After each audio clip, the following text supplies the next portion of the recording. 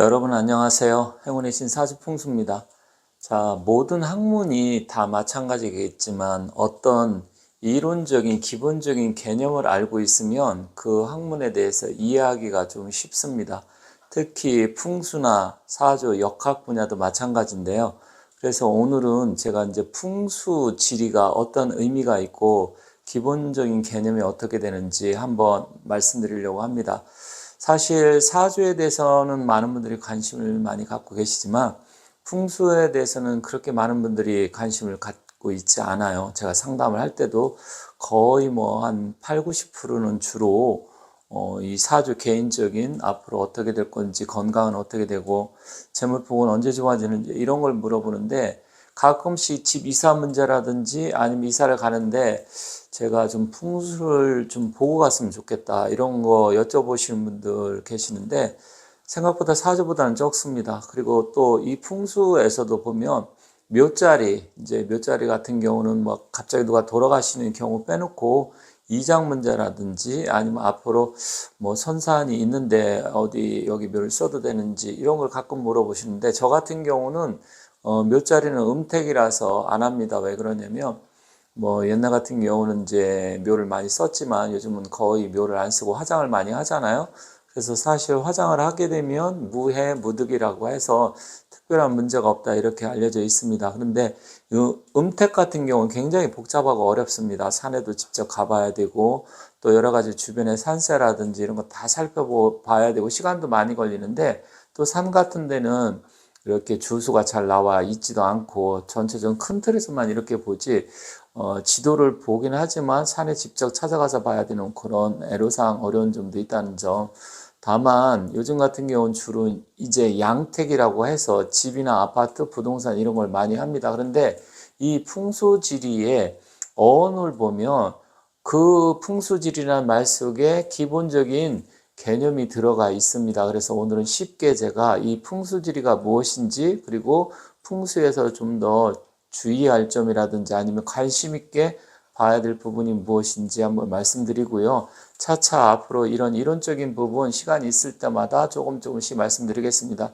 사실 이렇게 이론적인 것을 이야기하면 많은 분들이 관심을 잘 갖지 않게 돼요. 왜 그러냐면 일단 어렵고 또 시간이 많이 투자를 해서 공부를 해야 되기 때문에 별로 관심을 안 갖게 되죠. 그렇다 보면 이제 주로 뭐 어느 집이 창문은 어느 쪽으로 나는 게 좋고, 또 현관문은 어떤 방향이 좋고, 현관문은 어떻게 하고, 또 화장실에서는 무엇을 갖다 놓고, 또 그림은 어떤 그림을 걸어 놓고, 이런 아주 풍수에서 보면 지엽적인 부분, 작은 부분에 대해서 굉장히 관심을 많이 갖고 계시는데, 사실 그게 풍수의 일부분이기는 하지만 그렇다고 하더라도 풍수의 전체가 아니기 때문에 뭐 그렇게 하면 좋기야 좋겠지만 그거 하나 한다고 해서 크게 바뀌어지지는 않습니다. 우리가 사람을 볼 때도 마찬가지잖아요. 상을 볼 때 왼쪽 코는 뭐 콧구멍은 어떻게 생기고 왼쪽 귀는 어떻게 생기고 또 점이 오른쪽에 나 있는지 이마에 나 있는지 그런 하나하나 세부적으로 보기도 하지만, 그거는 전체적으로 그 사람을 평가할 때 아주 작은 부분이잖아요. 그렇기 때문에 풍수도 마찬가지입니다. 사람도 전체적으로 그 사람의 인성이라든 모든 부분을 파악을 해야 정확하게 파악을 할 수 있지, 단지 뭐 왼쪽 귀가 어떻고 또한 코가 어떻게 되고 콧날이 뭐 어떡한지 뭐 이런 거 하나하나 보고서 전체를 평가하기는 어렵다. 풍수도 마찬가지입니다. 가장 중요한 것은 사람 그 자체의 인성이나 인격, 품격, 그리고 사주팔자이듯이 이 풍수지리도 마찬가지입니다. 가장 중요한 것은 뭐 거울을 어느 쪽에다 걸고 침대 위치를 어디다 놓고 이런 것도 중요하겠지만 아주 작은 부분이다. 그래서 거기에 너무 현혹돼서는 안 됩니다. 어떤 분들은 뭐 신발장에다 뭘 올려놓고 어디에 뭘 놓으면 부자가 되고 돈 들어온다고 하는데, 실제로 그거는 현혹시키는 겁니다. 그래서 거기에 너무 크게 현혹이 돼서 그거 한다고 해서 갑자기 돈이 들어오면 다 그렇게 하면 되겠죠. 그게 아니고 중요한 것은 위치가 제일 중요합니다. 위치가 제일 중요하고, 그리고 집의 형태나 좌양이 어떻게 됐는지, 그 다음에 뭐 벽지가 어떻고 커튼이 어떻고 침대가 나오는 겁니다. 그래서 그런 부분은 여러분이 이제 앞으로 하나하나 보시면서 중요한 게 뭔가, 비중을 어떤 게 많이 차지하는지 이것을 아셔야 된다는 점 말씀드리면서 이 풍수지리에 대해서 기본 개념, 가장 기초적인 것을 한번 말씀드리겠습니다. 많은 분들이 풍수 들어는 봤고 풍수지리 들어는 봤는데 이게 구체적으로 무엇을 뜻하는지 잘 모르시는 분이 많은데 그러한 부분에 대해서 오늘 한번 말씀드릴게요. 자, 이 바람풍자 한자는 사실 역학에서 한자를 많이 알면 좋기는 합니다. 특히 사주명리학은 한자 그렇게 많이 몰라도 되지만 이 풍수지리에서는 한자를 많이 알면 이해하기가 굉장히 편하고 외우기가 쉬워지기 때문에 저 같은 경우는 그래서 한자를 좀 많이 쓰는 편인데 이 풍수에서는 아주 도움이 됩니다. 그래서 풍수지리에서는 한자가 좀 많이 필요하다. 자, 바람풍자에 물수자잖아요. 그리고 지리, 지자는 뭐 다 아시겠죠? 이건 땅, 지구. 자, 이 네 글자인 이 풍수지리에 이 한자만 알아도 기본 개념을 이해할 수 있어요. 자, 이것은 바람입니다. 그죠? 바람. 그리고 물, 땅. 이거는 이치를 나타내는 거죠. 쉽게 말하면 풍수지리는 바람, 물, 땅, 자연의 이치라는 겁니다. 그래서 풍수에서 기본적으로 가장 중요하게 생각하는 게 바람과 물이에요. 물론 땅도 중요하죠. 그래서 산이 어떻게 용맥이 내려오고 또 주변에 그 용열사수라고 해서 주변에 사구는 어떻게 되고 물은 어떻게 빠져나가고 뭐 이런 걸 보는 건데 결국 바람, 물, 땅이라는 것은 이것은 무엇일까요? 이것은 자연입니다. 자연. 즉 뭐냐? 결국 이 풍수지리라는 것은 자연의 이치예요. 그러다 보니까 이것은 지리학입니다. 지리. 땅의 지리, 땅의 이치. 이것을 나타내고요. 두 번째는 지질학입니다. 땅의 구성, 그 기운. 이런 것을 나타내는 건데요. 일단은 이 지질학, 지리학, 그리고 이것을 합치면 자연과학이죠. 어떤 분은 이거 미신 아니에요? 그래서 미신이라고 생각해서 이 미자는 미혹할 미자죠. 뭘 미혹하느냐? 신뢰. 어떤 신뢰에 대해서 미혹을, 그러니까 속인다는 이야기죠. 미로에 빠진다 뭐 그럴 때도 쓰는 말인데 일단 그런 게 아니고요. 지리학, 지질학, 자연과학. 그래서 이것은 어느 정도 이론적인 체계가 있고 실질적으로 여러분들 잘 모르시는 분이 아이고 무슨 미신을 믿냐고 집이면 뭐 경제성이 좋고 역세권이 좋고 학세권이 좋고 그런 데 가서 살면 되고 또 남양으로 해서 햇빛 잘 들어오면 되지 뭐 그걸 굳이 따지느냐 이렇게 생각하실 분도 계시지만 실질적으로 풍수지리라고 하는 것은 기본적으로 가장 중요한 것은 이 자연의 기운을 우리 인간한테 우리 인간도 자연의 일부잖아요. 우리 인간한테 어떤 영향을 미치느냐 그리고 어느 집에서 내가 사는 게 좋냐 이것을 나타내는 거예요. 그래서 이 풍수지리란 말 속에 바람과 물과 땅의 이치를 아는 게 바로 풍수지리다. 이게 바로 자연과학이다. 이렇게 보시면 됩니다. 그래서 기본 개념은 이 세 가지를 가지고서 거기에 대한 이치니까 이론적인 것을 아는 거죠. 그런데 이것을 그럼 어떻게 알 것이냐 그리고 무엇이 더 중요하냐 이것을 또 살펴봐야 됩니다. 자, 이제 풍수지리에서 우리가 중요하게 생각하는 건 무엇이냐? 풍수. 그러면 풍수는 뭐의 줄임말인지도 먼저 한번 보도록 할게요. 자, 한자를 쓰면 좋기는 하다 말씀드렸습니다. 이게 감출장자죠. 뭘 감추냐? 장풍, 바람을 감추고 그리고 득수, 물은 얻어야 된다. 이게 풍수지리 여기서 장풍득수 중에서 풍과 수를 차용을 해서 풍수라고 하는 겁니다. 그럼 여기에도 깊은 뜻이 있어요. 바람을 감춘다. 그리고 물을 얻는다.